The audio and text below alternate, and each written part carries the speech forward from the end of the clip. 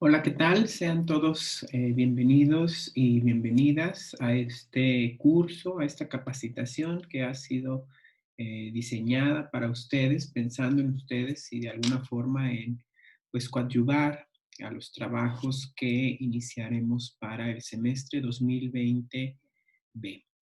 Y bueno, llamé a esta presentación cómo nos fue en el trabajo a distancia. Consideré importante comenzar con algunos indicadores que surgen a partir de formularios, de encuestas que realizamos a nuestros estudiantes.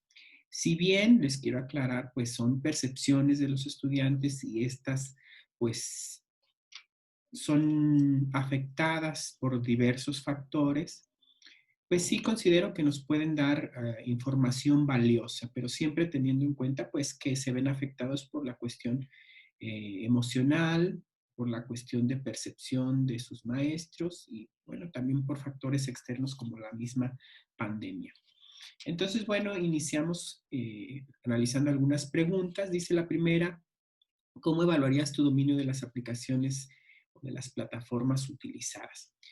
Considerando que 10 fuera un nivel óptimo avanzado, pues vemos cómo ellos pues se ubican a partir, digamos, la mayoría, la tendencia está de entre 8, 9 y 10. Entonces vemos que realmente, pues, aunque quizá pudimos tener algunos alumnos que no entendían muy bien lo que tenían que hacer o los procedimientos a seguir, pues vemos que la mayoría se ubica en una buena posición, aunque tenemos ahí que considerar que hay alumnos que se ubicaron en 5, 6 y 7. Entonces, para tenerlo en cuenta en nuestro trabajo que comencemos para este semestre. En el siguiente, bueno, la tarea fue ahora evaluarnos a nosotros, ¿no? Dice, si hicieras un promedio, ahora, ¿cómo evaluarías las competencias de tus docentes? Sacando un promedio, pues vemos que nos ubican en 7.9. De alguna forma consideran que tenemos esa calificación, nos pondrían esa calificación sacando un promedio y vemos que a la mayoría nos ubican de 7 a 10, ¿no? Entonces también es un factor muy importante porque es una percepción que ellos tienen de nuestro dominio de las tecnologías. Una constante queja desde el inicio de este trabajo a distancia fue pues, la cantidad de actividades asignadas. Y en ese sentido vemos, dice, ¿cómo evalúas la cantidad?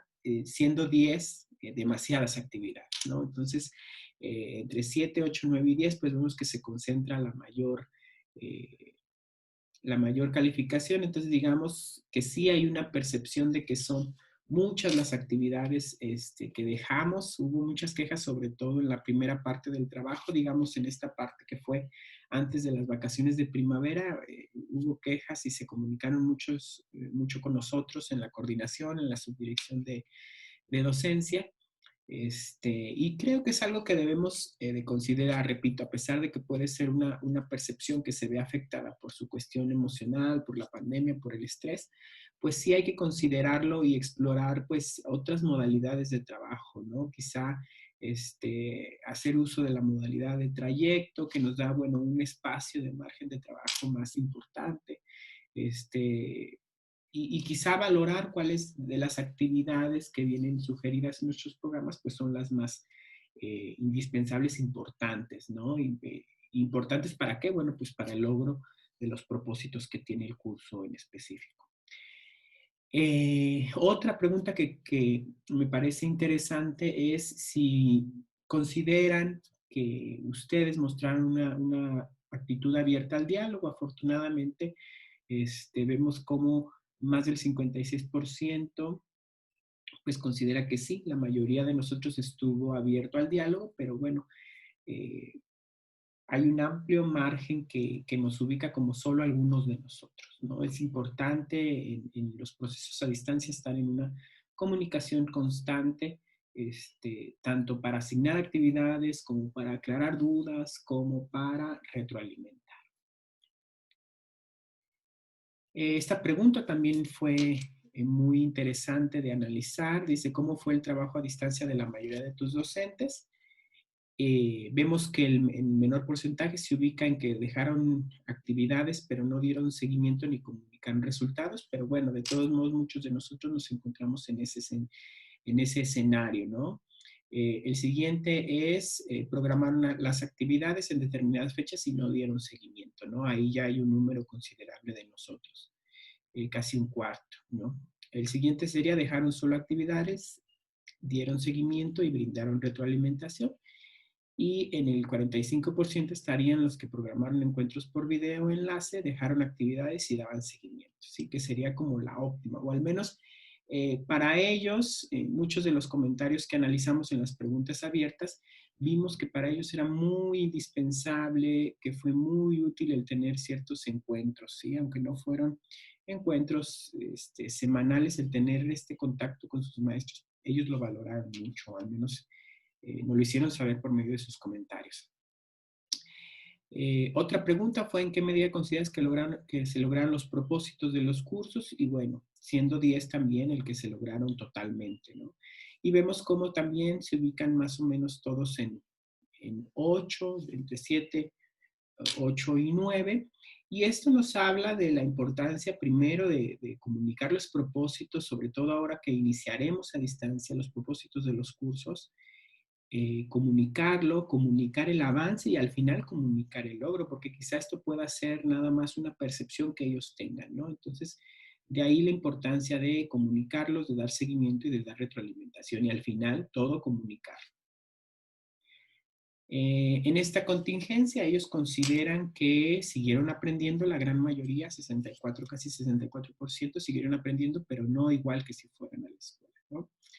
Claro, el aprendizaje va a ser distinto, va a tener un ritmo diferente, pero pues sí aspiramos a que el logro de los propósitos de los cursos se cumpla, ¿no? El siguiente fue un 22, casi 23% que dice que no ha aprendido y un 13% que piensa que ha seguido aprendiendo, que sería como en la que se deberían de ubicar todos idealmente. Algunos de tus maestros incorporaron el tema de la pandemia y bueno, afortunadamente la pandemia no quedó fuera de nuestros cursos no deben de estar alejados de la realidad y un 74% de nosotros, de acuerdo a su opinión, rescatamos ese tema y bueno, eso habla de algo positivo, ¿no? Y bueno, dos preguntas con las que cerramos este video que hay que tener en cuenta y considerar para nuestro trabajo a distancia es, ¿cuentas con computadora propia? Esto se los había comunicado en otro video, este resultado tan importante. Y bueno, casi 73% de nuestros alumnos dice que sí, pero el resto indica que no. Y va de la mano con la siguiente pregunta que fue sobre la conexión a Internet. Casi un 85% nos dice que sí, pero el resto nos indica que no. Después de hacerles estas preguntas, dejamos una pregunta abierta indicándoles que si habían dicho que no en alguna de las preguntas anteriores, pues nos indicarán qué habían hecho, ¿no? Y en ese sentido fue muy interesante ver la gran diversidad de estrategias que ellos emplearon para subsanar esa carencia. Desde quién se turnaba la computadora en familia, desde quién dejaba que sus padres, su mamá, su papá, dejara de trabajar para ahora él o ella hacer uso de la computadora, quién hacía horarios entre sus hermanos, hasta quién se lo pedía a la vecina, quién se la pedía prestada a la tía, al familiar, ¿no?